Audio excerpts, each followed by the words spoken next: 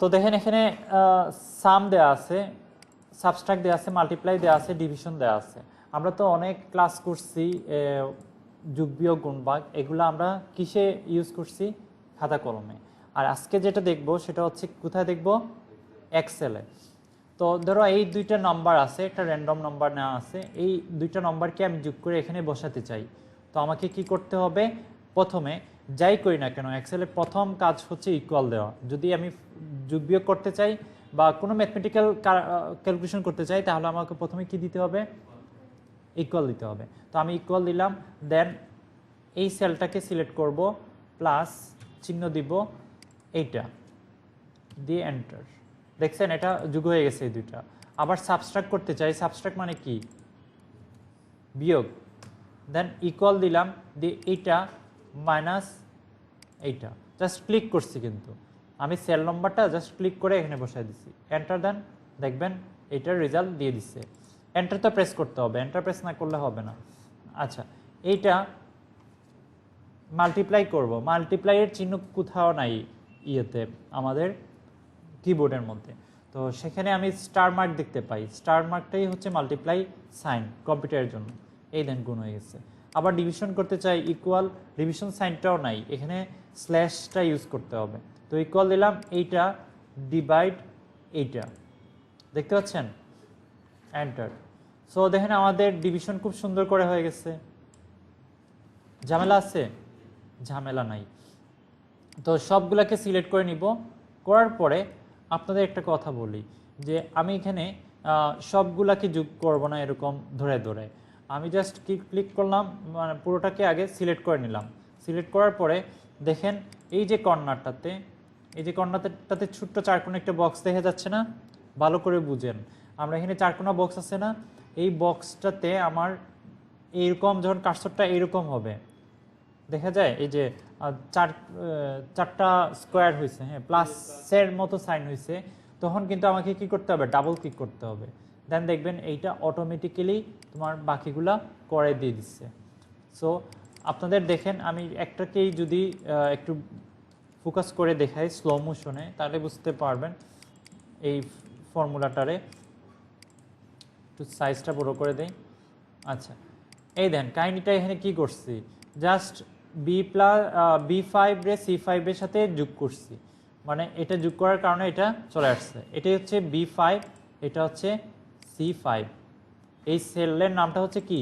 B5, আর এই সেলের নামটা হচ্ছে C5।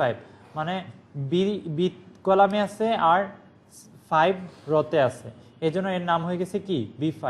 আর এই সেলের নাম হয়েছে কি? C5। তো এই যে B5 প্লাস C5, এই দুইটার মধ্যে যে মানটা ছিল, এই দুইটা মান যোগ হয়ে এখানে বসে গেছে। সেম একইভাবে দেখেন আমার এটাও যদি আমি একটু দেখি, তাহলে দেখতে পারবো যে দুইটাকে কি করা হয়েছে স্যার। এই দেখেন এটাও কিন্তু আমার জাস্ট মাইনাস দিয়ে দিচ্ছি, জাস্ট এখানে প্লাস দিয়ে দিচ্ছি, দেখতে পাচ্ছ? তো আমার গুণ করতে হলেও কি করতে হবে? জাস্ট গুণ চিহ্ন ইউজ করতে হবে।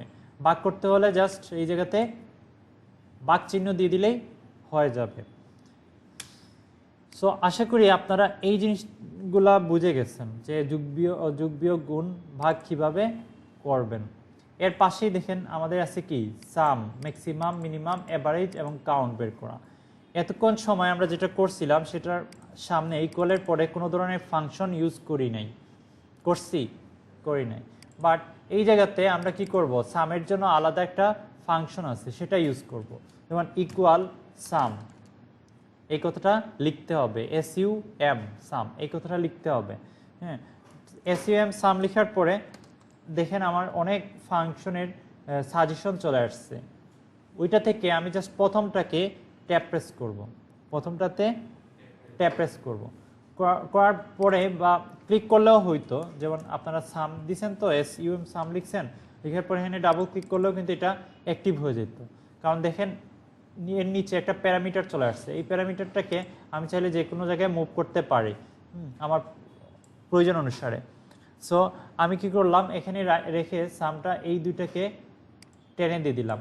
এই দেখেন এই জিনিসটা হচ্ছে কি? ডাটা রেঞ্জ বলে। কারণ দেখেন দুইটা দুইটা সেলকে K5 আর L5 দুইটা সেলকে আমি কিসের মাধ্যমে কুলনের মাধ্যমে ইয়ে করতেছি, জোড়া লাগাচ্ছি। এটারে বলে কি স্যার? Data range. এটারে কি বলে স্যার? Data range. আচ্ছা, আমি একটু পরে এই দেখো সাম হয়ে গেছে। তো এরপরে দেখো এরপরেরটা ম্যাক্সিমাম, সেম একইভাবে এটার ম্যাক্সিমাম মানে কি? বড় সংখ্যা। তো MAX, ম্যাক্স হচ্ছে তার ফাংশনের নাম। তো আমি এখানে ক্লিক করে দিলেই ম্যাক্সিমাম ইয়েটা উঠে মানে স্টার্ট হয়ে যাবে। ওইখান থেকে আমি কি করব? ডাটা রেঞ্জ সিলেক্ট করে দেব। এই দুইটার মধ্যে আমি বড় কোনটা, এই সংখ্যাটা আমি বের করতে যাচ্ছি। দেন কিবোর্ড থেকে এন্টার প্রেস করলেই হয়ে যাবে। এই দেন এই দুইটার মধ্যে বড় হচ্ছে 159, ওইটা দেখাচ্ছে। তারপরে আবার ইকুয়াল দিয়ে ফাংশনটা কি? মিনিমাইজ, MIN, মেন দিয়ে ট্যাপ প্রেস করলাম। মিন দিয়ে ট্যাপ প্রেস করলেই হবে না, এই যে মিনের যখন ফাংশনটা চলে আসবে এখানে সাজেশনে, দেন ট্যাপ প্রেস করব। দেখতে পারতেছেন চলে আসছে। সো আমি এখন এই দুইটাকে সিলেক্ট করে কি করলাম, দাঁড়াও, এই যে আমাদের ইয়েটা ডিস্টার্ব করতেছে, প্যারামিটার দেখা যাচ্ছে না, তো প্যারামিটারটার উপরে রেখে দিলাম। এই দেখুন এই দুইটা ডাটা রেঞ্জকে সিলেক্ট করছি, কারণ এই দুইটার মধ্যেই আমি চাচ্ছি মিনিমাম বের করতে। মিনিমাম মানে বুঝো ছোট, হ্যাঁ। তো এই দুইটার মধ্যে ছোট হচ্ছে 45। অ্যাভারেজটা আমি বের করবো ইকুয়াল ABERAG। আমার মনে হচ্ছে এগুলার মধ্যে থেকে অ্যাভারেজটা সবচেয়ে বড় ফাংশন, মানে অ্যাভারেজ ফুলটা লেখা লাগে।